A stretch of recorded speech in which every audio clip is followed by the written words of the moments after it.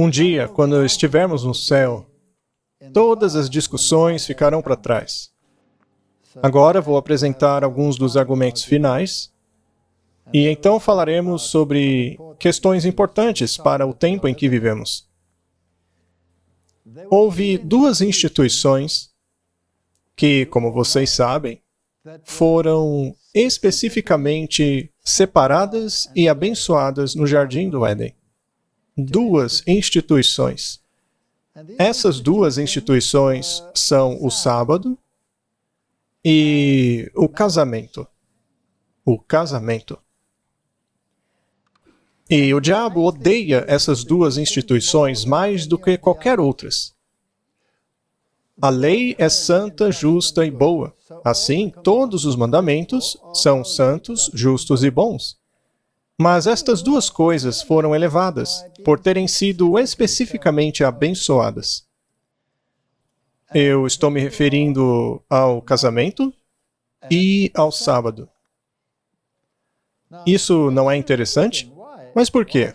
Por que deveriam essas duas instituições serem o alvo especial de Satanás? Bem, o sábado está lá no quarto mandamento. O nosso Deus é um Deus muito meticuloso. Deus é um Deus de números. Então, por que o quarto mandamento? O número 4 sempre tem relação com os pontos cardeais e a jurisdição dele. Por exemplo, se você pegar um merisma e dizer que o domínio dele se estende do sul até o norte, do oriente até o ocidente, isso quer dizer tudo. Então, essa é a jurisdição dele, é em toda parte. Muito bem. Já o outro mandamento, que refere-se especificamente ao relacionamento dentro do casamento, é o 7º mandamento. E o número 7 é um número relacionado a Deus, não é? Isso significa um relacionamento muito específico entre o homem e Deus. E esse relacionamento entre a humanidade e Deus é comparado ao casamento. Portanto, o casamento é algo muito precioso para Deus. E Deus compartilhou algo com a humanidade que não compartilhou com nenhum de seus anjos, a capacidade de criar. Ele criou um mini-cosmos e deu ao homem domínio sobre ele, coisa que não fez a nenhum anjo. Eles não exercem domínio. Alguns anjos ficaram com inveja por não terem isso. E Deus deu ao homem uma lei codificada para satisfazer as suas circunstâncias. Ele deu a Adão uma carne ajudadora. Um dos primeiros milagres executados por Jesus foi durante uma festa de casamento, sendo assim, indicando que ele é a favor desta instituição. E as duas instituições, tanto o casamento como o sábado, são chamadas de santas. Nós lemos isso no Espírito de Profecia. Deus ordenou que homem e mulher se unissem pelo santo laço do matrimônio, para criar famílias cujos membros, coroados com honra, fossem reconhecidos como integrantes da família do céu. Isso foi retirado de The Ministry of Healing. Essa instituição é chamada de santo matrimônio. Agora, pulando para o sábado, em Êxodo 31:14, diz assim: guardem o sábado, porque ele é santo para vocês. Qualquer um que o profane deve ser morto. Pode parecer um mandamento duro, mas se o colocarmos em outras palavras, poderíamos entender como aquele que profana o sábado está assim se separando da fonte da vida. E, infelizmente, quem escolhe separar-se da fonte da vida tem que arcar com essas consequências.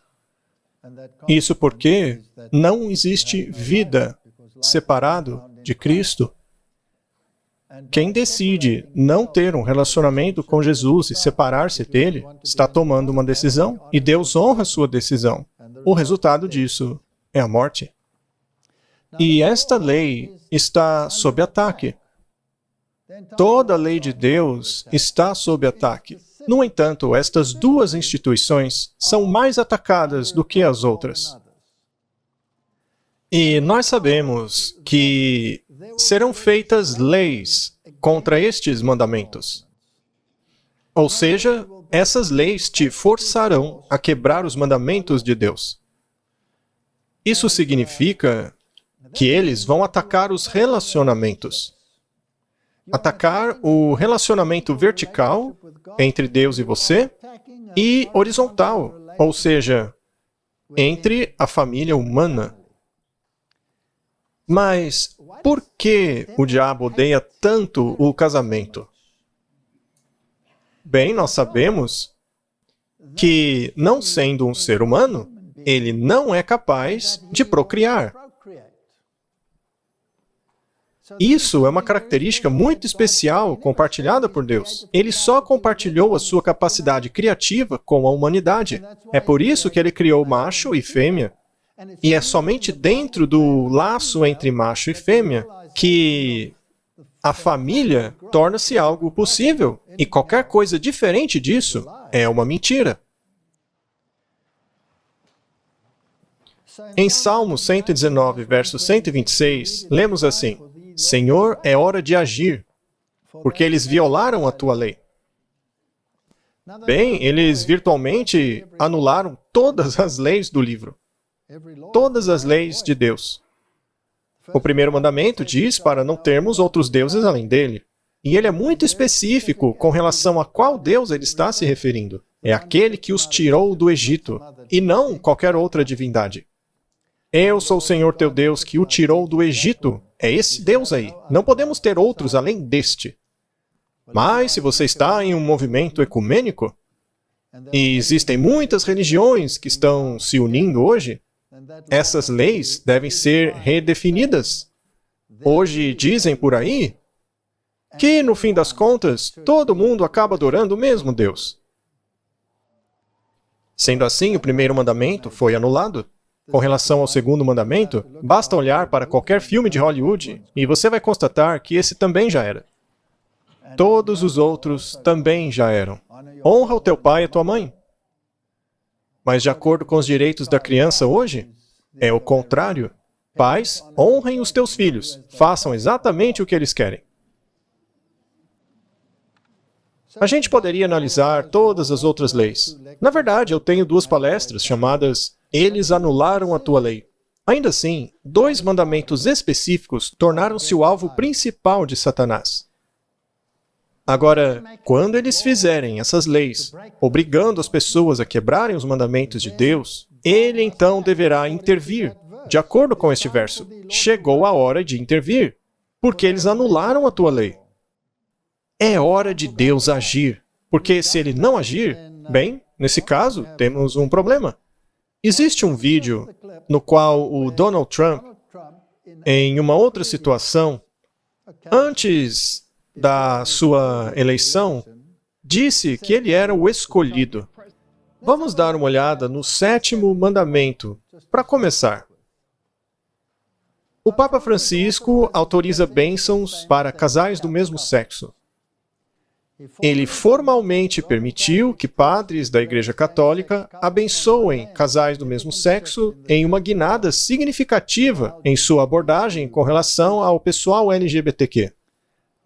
A decisão mais recente detalha a abertura que o Papa fez para abençoar casais do mesmo sexo em outubro passado e marca uma mudança em relação a uma decisão de 2021 do Escritório de Doutrina do Vaticano, que proibiu quaisquer bênçãos, dizendo que Deus não pode abençoar o pecado. Vemos aí, então, um movimento na direção de opor-se àquilo que está ordenado no 7º mandamento. Diz assim: desde julho de 2023, o Departamento de Doutrina tem sido conduzido por um cardeal argentino que diz o seguinte: quando as pessoas pedem por uma bênção, uma análise moral completa não deveria interpor-se como uma condição para conferi-la. Acho que vocês entenderam, não é? Vamos ler ali no fundo. A nova declaração abre a porta de bênçãos não litúrgicas para casais do mesmo sexo, algo que sempre esteve acima dos limites de todos os bispos, padres e diáconos. disse ele à CNN. Junto a muitos padres católicos, agora será um prazer abençoar os meus amigos em seus casamentos do mesmo sexo. Quem falou isso foi James Martin, um padre jesuíta. Portanto, eu posso concluir que esta é uma agenda. Uma vez que tanto o Papa que sancionou isso, quanto o padre que está aplaudindo a decisão são jesuítas. Mas nem todos os católicos dentro do sistema estão felizes com isso. Bispos conservadores resistem às bênçãos do Papa Francisco sobre casais do mesmo sexo. Líderes da Igreja na África e na Ásia Central proíbem a prática, apesar da aprovação do Vaticano. Os bispos africanos estão horrorizados com isso. Os bispos da Zâmbia, Malawi e o diretor da Arquidiocese do Cazaquistão proibiram os seus padres de proferirem tais bênçãos, ou seja, estão se opondo ao Vaticano. Nem todos eles estão alinhados com essa decisão do Papa. Os bispos da Ucrânia lamentam aquilo que chamam de ambiguidade de uma declaração recente do Vaticano, que, segundo eles, poderia sugerir a aprovação de relacionamentos gays. Enquanto isso, bispos de alguns países europeus, ou seja, agora do primeiro mundo, incluindo a Alemanha, a Áustria e a Suíça, ficaram felizes com a decisão. Muito bem. Aonde estão os bispos e a diocese conservadora? Nos países de terceiro mundo. Eles estão dizendo, tem algo de errado com isso. Bom, eu gostaria de sugerir que num dia muitos, mas muitos católicos vão sair do sistema. Veja, eu não sou contra católicos. Nós falamos contra o catolicismo, porque ele nega o Evangelho. Mas a Bíblia também nos diz que a segunda besta imporá os ditames da primeira besta. Então, se a lei de Deus será anulada, algo deve ser feito contra aqueles que vão contra as decisões desses principados e potestades. E nós sabemos que os métodos que serão utilizados por eles, assim como na implementação da marca da besta, é que eles primeiro apresentarão algumas medidas econômicas na tentativa de convencê-lo, não é? Você não será capaz de comprar nem vender. Então, eu estava me perguntando se esses países como Zâmbia e Malawi e alguns dos países africanos dirão, a gente não vai fazer isso. Será que haverá repercussões? Bem, haverá sim. O Banco Mundial bloqueia empréstimos à Uganda por causa da situação anti-LGBTQ. Ou seja, o Banco Mundial disse, não vamos dar dinheiro para vocês. Aí alguns padres voltaram atrás, porque dinheiro é muito importante. Quem paga, escolhe a música. Então, o Banco Mundial disse não. Mas o que disse a segunda besta do Apocalipse? Estados Unidos aumenta a pressão econômica com respeito às leis anti-LGBTQ de Uganda. Os Estados Unidos acabou com o status preferencial de Uganda como uma série de várias medidas punitivas. Muito bem. O impedimento de comprar e vender não é um método de convencimento muito eficiente? Claro que é. Aqui podemos ver o resultado da pressão econômica sobre qualquer um que diga, não farei o que vocês estão mandando. E essas punições são apenas uma amostra daquilo que virá pela frente. Aqui temos outro artigo que saiu em fevereiro de 2024. Os Estados Unidos está profundamente preocupado com a legislação anti-LGBTQ de Gana. Portanto, não será permitido a ninguém contrariar essa nova norma moral, caso você queira ousar fazer tal coisa. Não será permitido a ninguém. Bom, isso daí é com relação ao sétimo mandamento. Poderíamos nós concluir, será que a gente pode chegar a um consenso? Concordemos ou não de que existe sim um movimento para anular o sétimo mandamento? Será que podemos concordar que se você não fizer o que eles estão mandando, você será punido? Sim. Portanto, isso é rebelião aberta contra aquilo que Deus estabeleceu. Bom, a Bíblia nos diz que a marca da besta será implementada. E sabemos o que Roma diz ser a marca. Ela mesma diz o que é. Portanto, eu estava pensando, se simultaneamente com essas leis que vão sair com relação ao sétimo mandamento, não existiria também uma conversa semelhante com relação ao quarto mandamento. E eu sei que tem havido muitos casos na história nos quais, em certas ocasiões, nas quais nós dissemos: nossa, olha isso! Eles vão começar o decreto dominical! Mas eu nunca vi isso em tal intensidade como no último ano. Eu fico surpreso ao ver o quão frequentemente isso aparece. Eu sei que não são todos eles, mas eu coloquei alguns na sequência cronológica para ver o que o mundo está dizendo. Não apenas o que o mundo está dizendo, mas quem está. Seria algum jornaleco de bairro? Ou um grande jornal? Isso é importante, porque se você quer mudar a mentalidade do povo, você tem que mexer na grande mídia. Então, vamos dar uma olhada em alguns desses artigos, começando com dezembro de 2023, quando foi publicado um artigo na revista Eternidade, que pergunta se o sábado tem que ser encarado como restauração ou uma repaginação das coisas. Talvez devêssemos entender o sábado de uma maneira um pouco diferente. E como seria isso, segundo eles? Eles dizem, o problema com o sábado não é que ele não restaure, mas que muitos não tiram um dia de descanso a cada 7 dias e, ao longo do tempo, sofrem com a convicção ilusória de que seu trabalho nunca poderia seguir sem eles. Para os cristãos, o primeiro dia da semana é o domingo, e a maioria dos cristãos considera este como sendo o seu sábado. O domingo foi escolhido porque é o dia da ressurreição, e a ressurreição está no coração da fé cristã. Pare para pensar. Nós tiramos o primeiro dia da semana para descansar.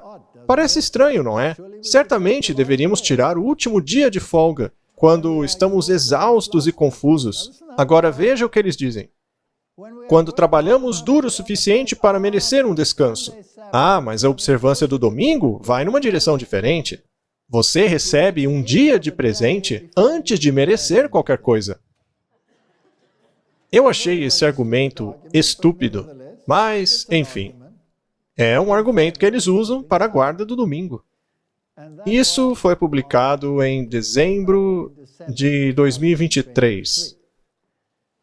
Então, em 2 de janeiro de 2024, a Fox News publicou o seguinte: no ano novo, pastor revela como voltar para a igreja aos domingos. É uma decisão de oração, diz ele.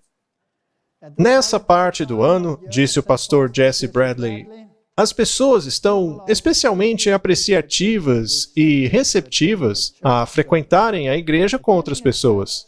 Frequentar um culto pessoalmente é ideal e é uma experiência diferente do que meramente assisti-lo pela internet.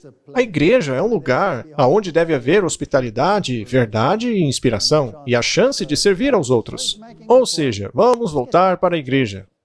Voltemos para a igreja. E, naturalmente, o sábado é fundamental. O problema é que, para eles, é o domingo. Pouco depois, esse artigo foi publicado em 4 de janeiro de 2024. Sábado para este ano em diante. Guardar o sábado nesta cultura obcecada por produtividade dos Estados Unidos é, com certeza, uma prática anticultural. Mas é completamente possível, até mesmo para as pessoas de negócio. Então, eles estão defendendo um dia de descanso. Você pode criar o descanso sabático que você precisa ao reprogramar o pensamento habitual que o faz trabalhar mais do que você quer. Interessante. Muito bem. Aí, no mesmo dia, 4 de janeiro, outro artigo. O sábado é para toda a criação. O sábado tem um problema de imagem. Hoje o sábado traz imagens muito negativas. Não faça isso. especialmente aquilo que é prazeroso. Mas quão longe está isso dos planos de Deus para o sábado? Este deve ser um dia de celebração de todas as maravilhas da criação, pois foi instituído na criação, codificado na aliança, transformado em Cristo. Esse pessoal não tem criatividade para inventar argumentos? Uma amostra da eternidade, porque Jesus ressuscitou da morte em um domingo, o primeiro dia da semana. Então veja, eles estão falando sobre o assunto, estão colocando na mente das pessoas. A edição americana da TGC disse: por que você deveria frequentar pessoalmente a igreja neste domingo? Apareça para fazer a diferença. Reúna-se para aguentar a semana até o último dia dela. Mas espera aí, afinal, domingo é o primeiro ou último dia da semana? Parece que eles estão confusos. Reúna-se para mostrar a glória de Deus para o universo. Reúna-se para declarar Cristo e equipar o seu povo. Vamos fazer o sábado funcionar. E depois veio esse artigo, em 7 de janeiro, na Yahoo News. Graça para o dia. A ética moribunda do descanso americano. Isto é uma inversão dos valores americanos. Nós valorizamos o trabalho, apesar de reclamarmos a respeito dele, e vemos o descanso como uma oportunidade perdida para trabalhar. Mas Deus chamou o sábado, o 7º dia, de santo, o santo dia no qual seu povo descansa. Esses daí acham que o domingo é o 7º dia. Enfim, eles querem o sábado de volta. Agora é o Washington Post. Não está subindo o nível agora? 23 de janeiro. Por que ressuscitar uma antiga prática espiritual de 2.600 anos fez a minha vida muito melhor? Parece que eles não são muito bons com datas, né? Eles com certeza precisam de um estudo bíblico, a fim de abandonarem essa besteira de 2.600 anos. Mas, enfim. E aí fica interessante, porque agora eles estão dizendo um dia de descanso em comum. No mínimo, retardaria a aceleração do consumo das emissões de carbono ou aliviaria o fardo de tantas pessoas que trabalham durante os finais de semana. Precisamos compartilhar do mesmo dia de descanso, um dia específico. Vamos escolher o domingo. Toda sexta-feira, por volta do pôr do sol, eu desligo meu computador por 24 horas. Meu trabalho está terminado. Sem e-mails, sem notícias. Gente, isso daí tá certo, né? Sem mídias sociais.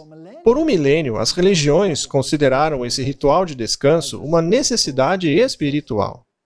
Ainda assim, o clero hoje argumenta que essa prática, seja em contexto secular ou religioso, pode ajudar a redirecionar as sociedades do mundo para longe de uma catástrofe climática.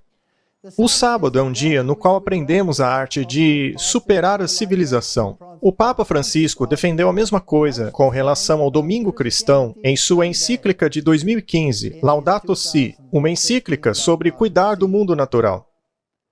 O discurso é esse: vamos todos ter o mesmo dia de descanso. Bem, nós não temos que ler o artigo todo, mas a revista Time publicou um artigo em 25 de janeiro. Na verdade, foi o presente de aniversário que eles me deram. Descansar exige trabalho duro? Digamos que você considere o descanso uma coisa séria, reconhecendo sua importância para a saúde e performance.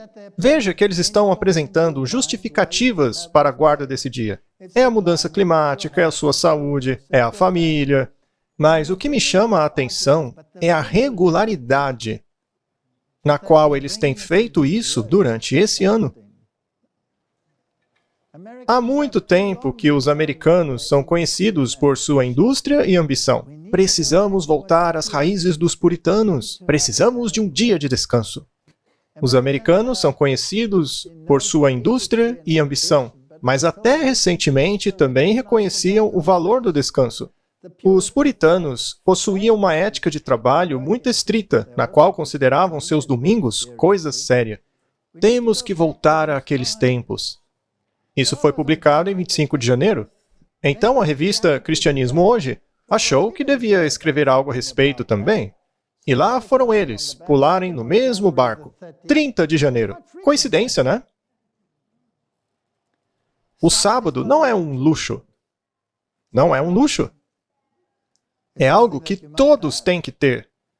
Então, a revista Cristianismo Hoje diz que devemos pensar sobre essas questões. Vamos adiante com elas. Sabe, hoje eu estava pensando, a Washington Post publicou alguma coisa, a Time Magazine também, a Christianity Today também, mas quando que a Igreja Católica vai empurrar esse assunto? Eles não podem ficar atrás. E, é claro, eles não me desapontaram. 30 de janeiro. Sábado ou Dia do Senhor? Ao ler o título, eu comecei a pensar, o que eles vão escrever? E deram um estudo bíblico no artigo. Já no Antigo Testamento, Deus expressa desapontamento com o sábado hebraico. No Novo Testamento, Paulo escreve, portanto, ninguém vos julgue. Eu já sabia onde eles iam com isso. Quer dizer, então, que Deus está descontente com o seu próprio sábado, mas não foi Ele que ordenou a guarda do sábado? Não foi Ele quem o santificou, e eles dizem que o sábado o desagradava? E então eles vão lá e citam o verso de Colossenses. O artigo continua.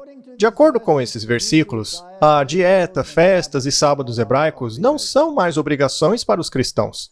Se o sábado tivesse sido realmente cravado na pedra, seria estranho falar de outro dia. De acordo com Apocalipse 1:10, São João estava no Espírito no dia do Senhor. Ora, espera um pouco.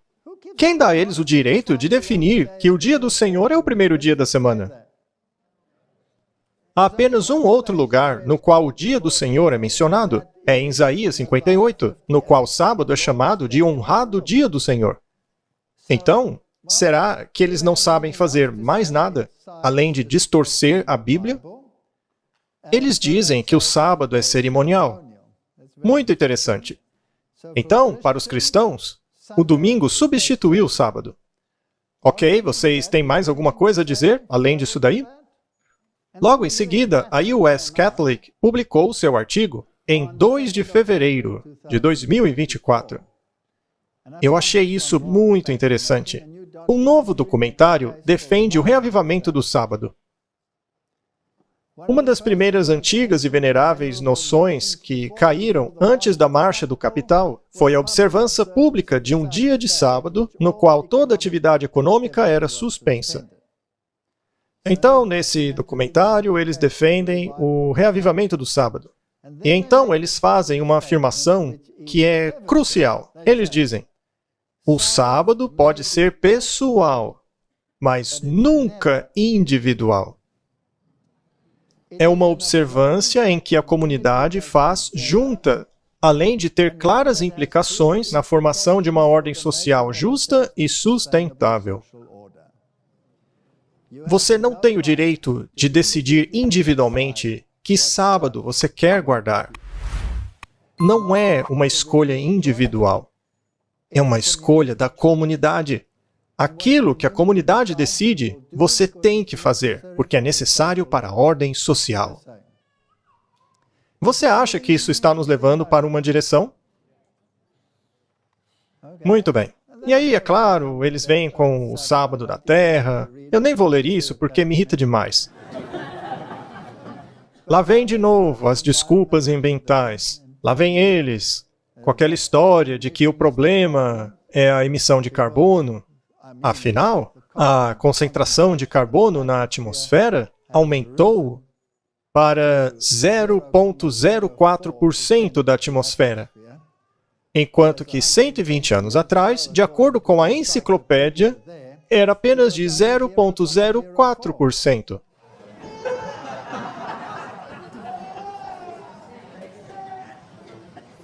Eu não sei como a concentração pode ter subido de 0,04% para 0,04%, mas enfim. Nós temos aí o sábado da Terra. Além disso, em uma outra publicação católica, foi feita menção do grande conflito. Segundo a publicação, existe um povo que acredita que isso é a marca da besta. Mas, segundo a publicação, Essa é uma interpretação extremamente errada. Uma interpretação que não é apoiada por eles. E aí, no dia 31 do mês passado, faz apenas alguns dias, eles fizeram esta publicação. Ela está em espanhol, que diz: "E no sétimo dia Deus descansou." Vejam, eu não falo espanhol, mas o Google fala fluentemente a língua, então eu tive uma ajudinha do Google para traduzir. E diz assim: "Isso deveria nos fazer refletir. O descanso do trabalho é um direito, e santificar um dia para Deus é um mandamento." Talvez a profunda crise dos preceitos do domingo, que buscam consagrar o dia do Senhor com a missa forçada, acabará sendo uma bênção. Missa forçada? Com certeza será uma bênção. Enfim, o que eu estou tentando dizer é que até agora temos visto um artigo após o outro. Artigos que saíram até mesmo na grande mídia e documentos católicos, dizendo que precisamos voltar ao domingo. A nossa igreja não tem pregado que isso aconteceria já há 180 anos? Sim, nós temos. E não está acontecendo diante dos nossos olhos? Sim, está. E o que isso nos diz a respeito do tempo em que vivemos? Nos diz que estamos muito perto dos eventos finais. Nos últimos 2 dias desta campal, eu concordo com o bebê chorando ali atrás. Bom, nos últimos 2 dias dessa campal, meu objetivo foi refletir além dos fatos. Foi fazer-nos pensar a respeito da nossa responsabilidade pessoal. O que devemos fazer com os nossos corações? Como reagir? O que fazer? Isso porque nós não seremos salvos por saber cada detalhe do que está acontecendo no noticiário. Não seremos salvos por conhecer a doutrina. Não seremos salvos por sermos capazes de explicar o que está acontecendo. Se essas coisas não tocam o coração, se não promovem uma mudança, se não criam urgência, então não adiantou de nada. Não acho necessário colocar mais evidências aí na tela para vocês. Mas tem muitas outras pessoas em nosso círculo de influência que precisam entender aonde estamos no curso da história. E conforme as coisas forem acontecendo, nós mostraremos o desenrolar delas. Mas, para o povo de Deus, que está aguardando a chuva serôdia, o que essas coisas significam? Ele enviou a primeira, segunda e terceira mensagens angélicas. Esses anjos representam aqueles que recebem a verdade. E, com poder, abrem o Evangelho para o mundo. Isso deveria ser um incentivo para nós, para começarmos a falar com voz mais alta, não é? O anjo de Apocalipse 18 não fala com alta voz? E vi um outro anjo vindo do céu, falando com alta voz. Em Salmos 19, verso 7, é dito assim: "A lei do Senhor é perfeita, ela converte a alma. O testemunho do Senhor é certo, tornando o simples sábio." Eu amo o paralelismo hebraico.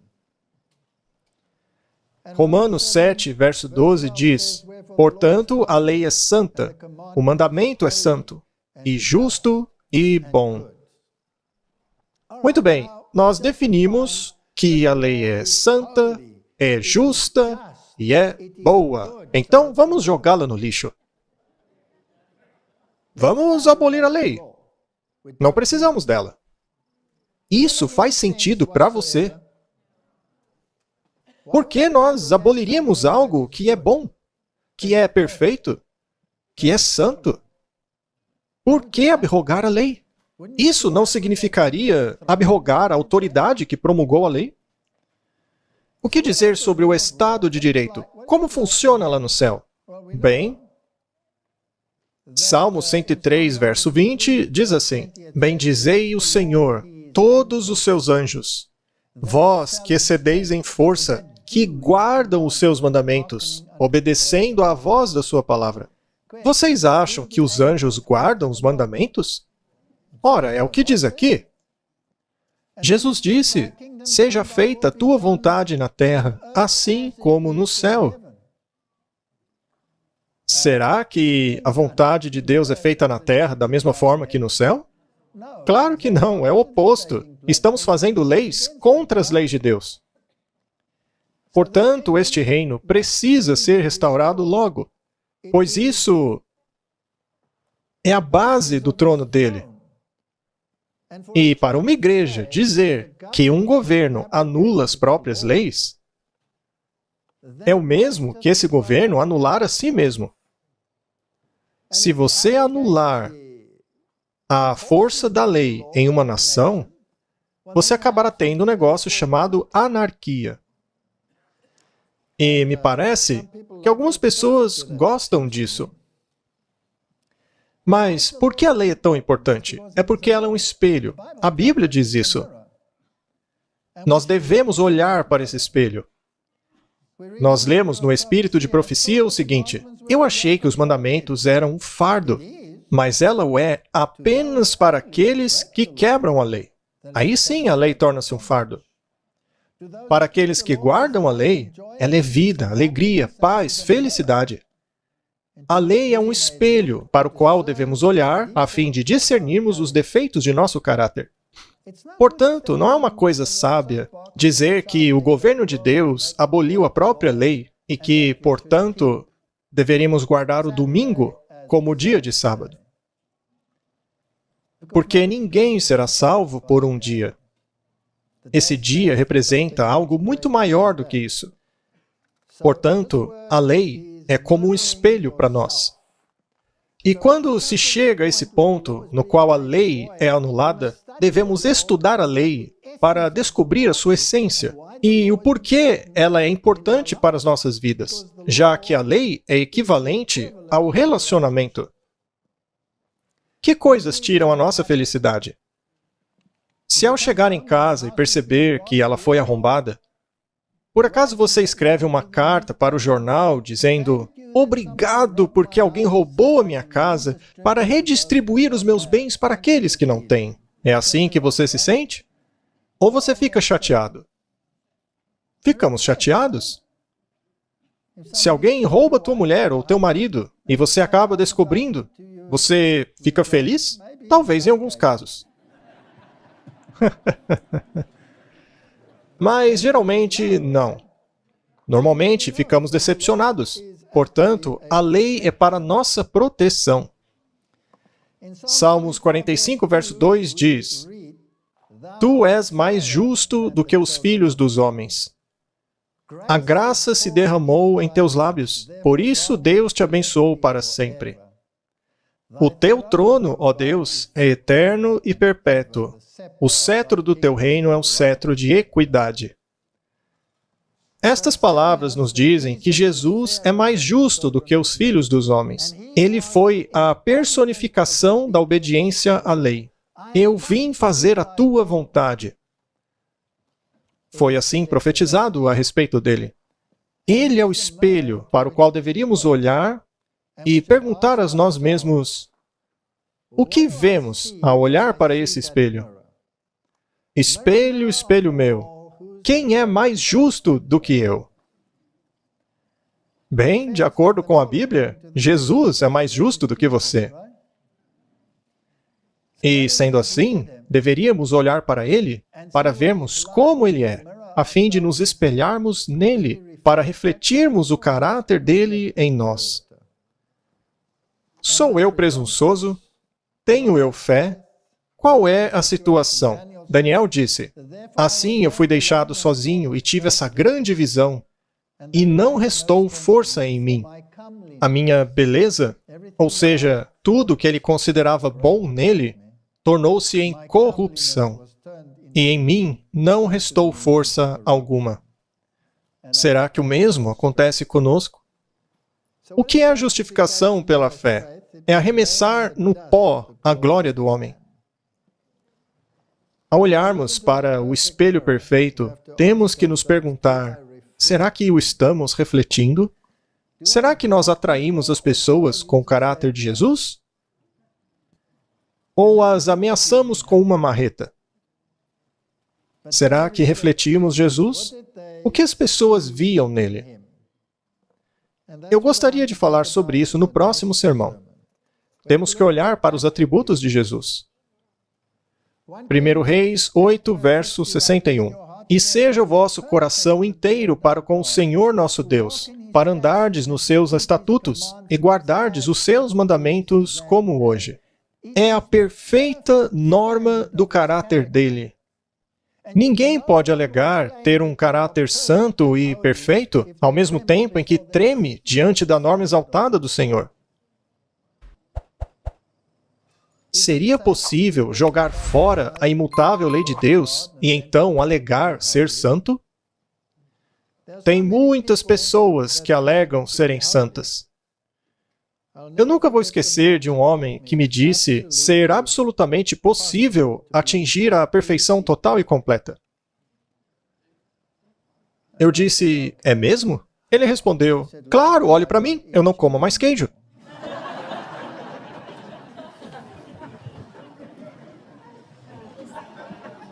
Eu pensei, bem, eu também não como. Por que será então que eu não me sinto perfeito? Ele provavelmente não tinha uma esposa. Eu não sei, eu nunca perguntei a ele se ele era casado. Mas a questão é que a lei mostra os nossos defeitos. E se tivermos defeitos, temos um advogado junto ao Pai.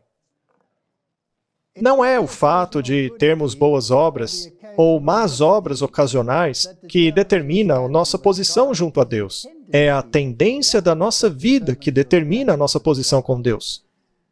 Deixe Deus trabalhar na esfera dele e eu trabalho na minha esfera, fazendo aquilo que sou capaz. A questão é que eu consigo sim chegar a um ponto em que eu odeio o pecado. E uma das razões pelas quais eu acho que Deus está permitindo que o mal aumente exponencialmente nesse mundo é para que aprendamos a odiar o pecado. Porque nós estamos vendo as consequências dele.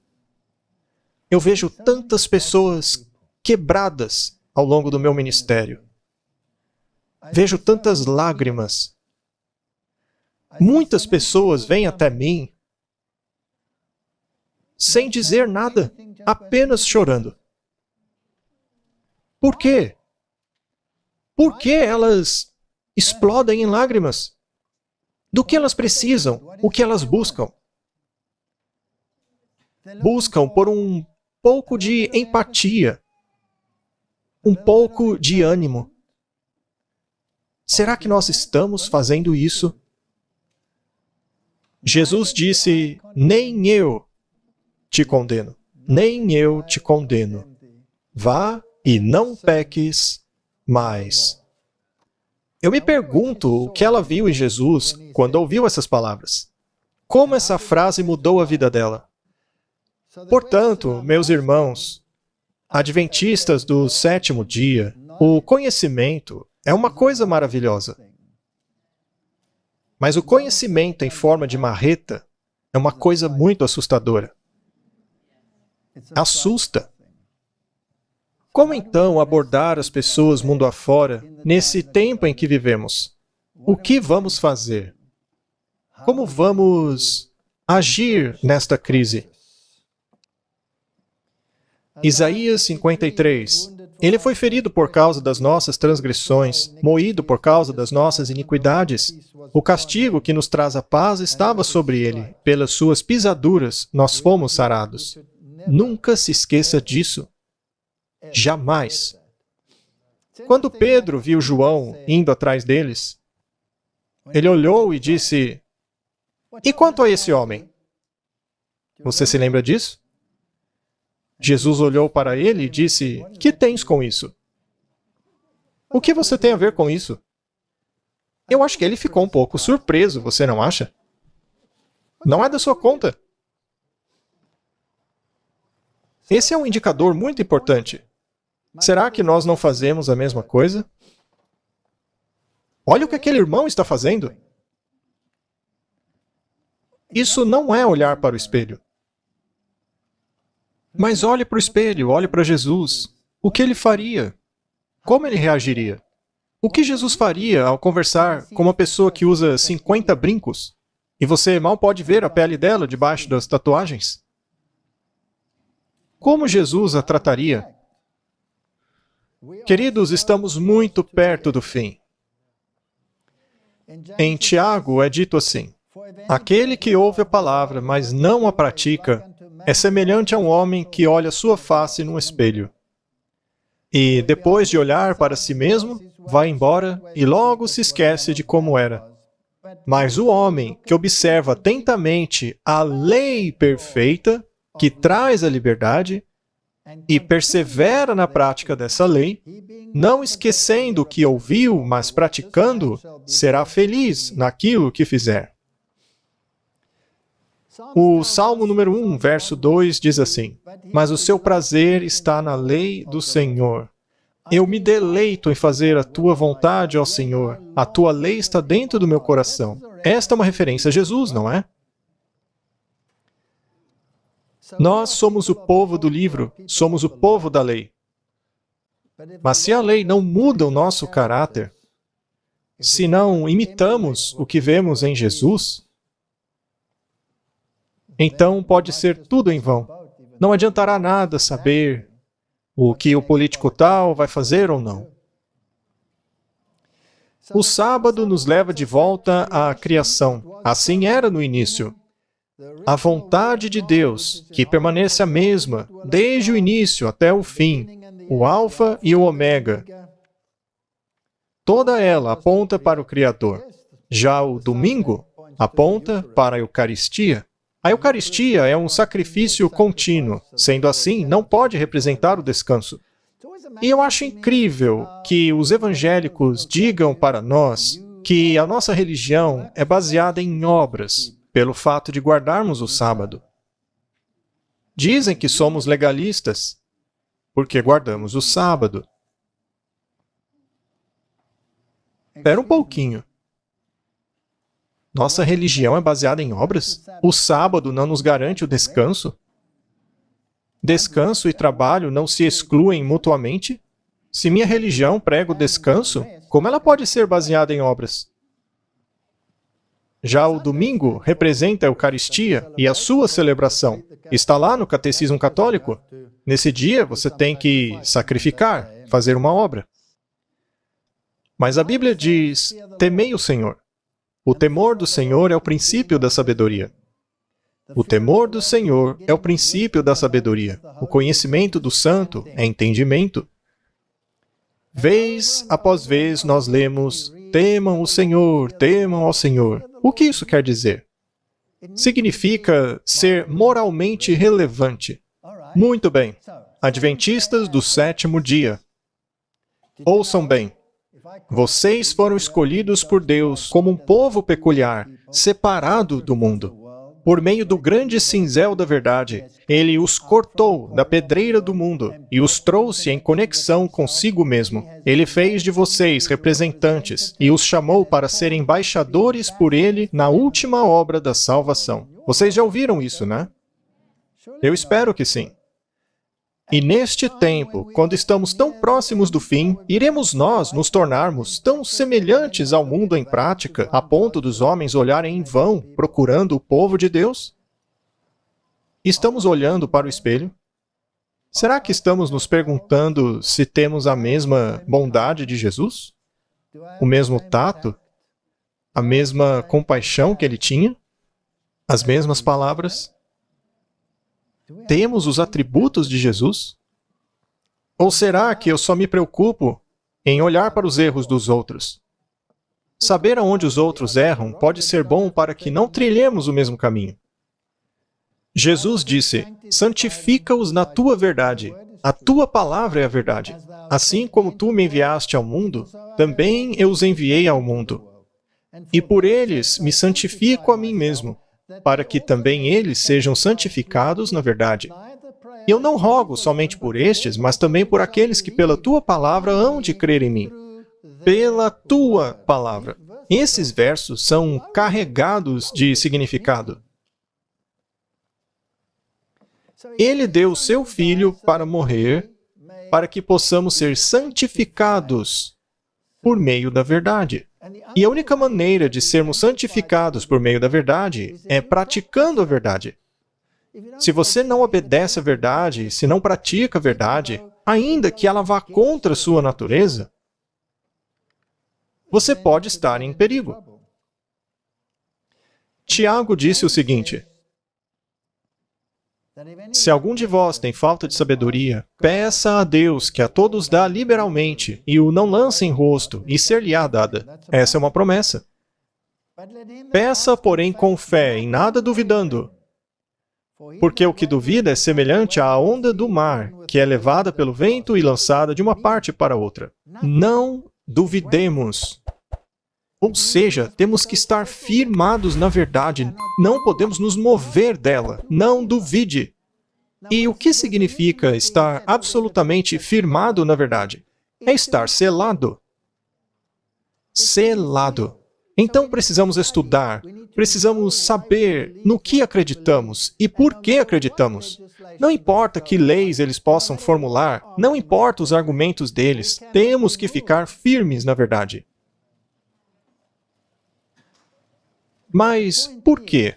Por que eu estou firme nisso? Será que a minha fé, então, é pelas obras? O que foi que Jesus fez? O que isso significa? Estamos indo a um casamento. Todos foram convidados. Queremos ouvir as palavras proferidas por Paulo ao povo do Senhor? Então Paulo e Barnabé lhes responderam corajosamente: era necessário anunciar primeiro a vocês a palavra de Deus. Mas uma vez que vocês a rejeitam e não se julgam dignos da vida eterna, agora nos voltamos para os gentios. Será que estamos prontos para a sacudidura? Isso é assustador. A sacudidura vai terminar. E muitos do povo de Deus serão sacudidos. Eles têm se mostrado indignos da palavra que lhes foi confiada. A maior verdade que já foi confiada a qualquer povo em toda a história do mundo foi confiada a nós. Nós somos a primeira geração a ter toda a verdade formatada em uma organização. Somos os únicos. E isso não é arrogância, é apenas um fato. Nós temos o privilégio de ter todas as verdades reunidas pelos santos a custo do seu próprio sangue. Nós temos toda a verdade.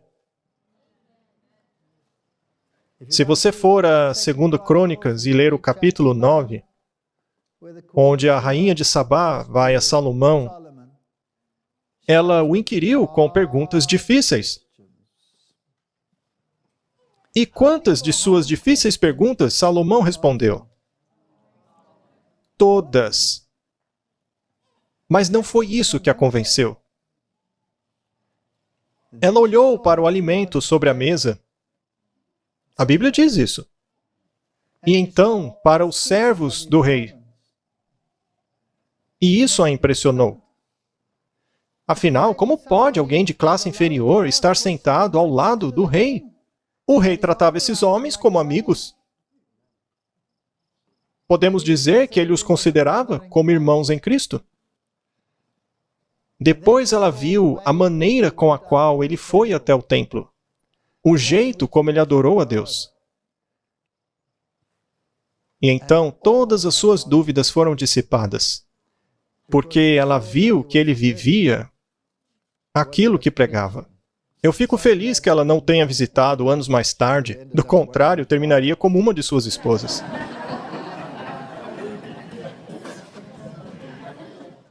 Não é verdade? Sim, aquilo que vivemos e fazemos é muito, muito importante. O que Salomão pediu a Deus? Qual era o desejo dele? O que ele queria? O que ele pediu que foi dado abundantemente? Uma mente clara. Um grande coração. E um espírito manso. Ele pediu sabedoria e entendimento. É isso que ele pediu. Veja isso. Mente clara. Ora, como conseguir uma mente clara? Estilo de vida. Viva uma vida correta. Pratique os princípios da saúde. Estude a palavra. O seu QI vai aumentar apenas por estudar a palavra de Deus. E isso é verdade. Estude a palavra de Deus e o seu QI aumenta.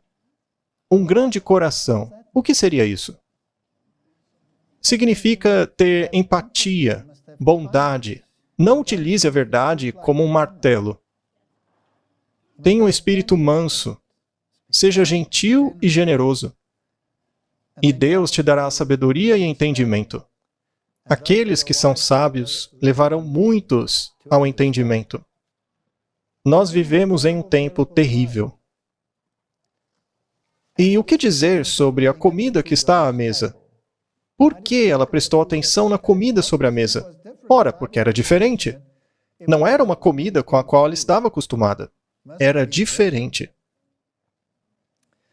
Será que a alimentação tem um papel importante? Se os adventistas do sétimo dia praticassem aquilo que professam acreditar, se fossem sinceros reformadores da saúde, com certeza seria um espetáculo para o mundo, anjos e homens. Isso não é salvífico? Bom, não é um teste de lealdade se, de vez em quando, você comer isso ou aquilo. Mas não é importante ter discernimento? Você não acha importante ter discernimento com tantos argumentos diferentes circulando hoje em dia? Nós já falamos sobre isso, mas há poucos anos atrás, o mundo passou por uma grande prova. Eu sei que muitos de vocês pensaram, eu deveria tomar isso ou não? Eu não estou dizendo que uma coisa é melhor que a outra. O que quero enfatizar é a importância do discernimento. As pessoas não precisarão disso nos últimos dias? Eu acho que sim. Vivemos em um tempo no qual a mentira é a base da nossa sociedade. E neste cenário, o discernimento é crucial. Absolutamente necessário. E, finalmente, a última pergunta. Quem está disposto a ir? Quem está disposto a colocar tudo no altar e dizer, Senhor, aqui estou eu, envia-me a mim? Por que nos tornamos aquilo que somos como igreja? Muitos aqui são recém-batizados, aceitaram a verdade recentemente. Vocês já perceberam como os recém-batizados não conseguem guardar para si a verdade? Eles têm que compartilhá-la. Mas, inevitavelmente, acabam se deparando com um muro e são repreendidos por isso. Porque aqueles a quem amam e querem alcançar não suportam a verdade. Já notaram isso? Eles então recuam um pouquinho e formulam novas estratégias. Bom, o que eu quero dizer para vocês é o seguinte. É algo maravilhoso saber da verdade. É um dos maiores privilégios que Deus poderia ter nos dado. Mas isso não nos torna grandiosos. Não nos torna melhores do que qualquer outra pessoa. Isto é um ato de graça de Deus, ter nos dado a informação. E por esse privilégio, queremos agradecer a Deus hoje, por termos tamanho tesouro, tamanha profundidade de conhecimento na ponta dos nossos dedos. A próxima pergunta é, como usar isso? O que vamos fazer? Será que eu sou um vaso que o Senhor pode usar para levar o Evangelho? Será que Ele me utilizará? Eu quero fazer parte do grupo que levará adiante o alto clamor, e eu sei que todos vocês também querem fazer parte desse grupo. Mas por que então há tantos adventistas que conhecem a verdade, mas não são santificados por ela? Isso é porque a verdade dentro de você não te salva. Daniel 12, verso 3. Os que forem sábios, pois, resplandecerão como o fulgor do firmamento, e os que há muito ensinam a justiça, como as estrelas, sempre e eternamente. Não é lindo? Essa é a promessa feita para o povo de Deus. E eu oro para nunca abandoná-la. Como seria triste que todo o seu conhecimento acabasse sendo em vão. Olhe para o espelho.